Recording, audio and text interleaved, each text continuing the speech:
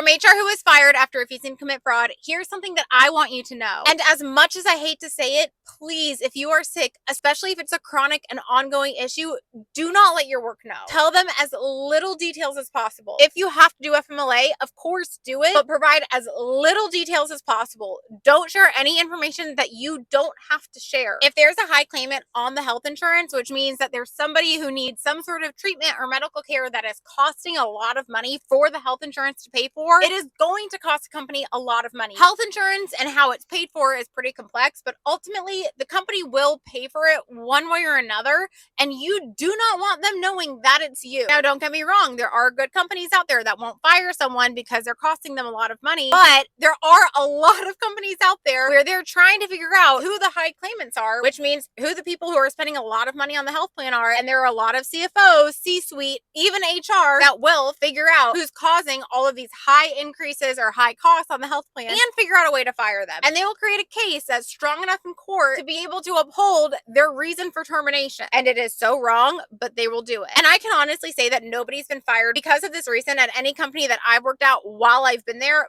But a lot of people who work in leadership and HR don't have these types of morals and will just think about the company's bottom line, and they will validate pushing you out and firing you just to save money. And if you do share any medical information, request that it stays confidential. If you're sick, I know that you're going through a ton right now, and the last thing that you need is bad HR or bad leadership retaliating against you for it.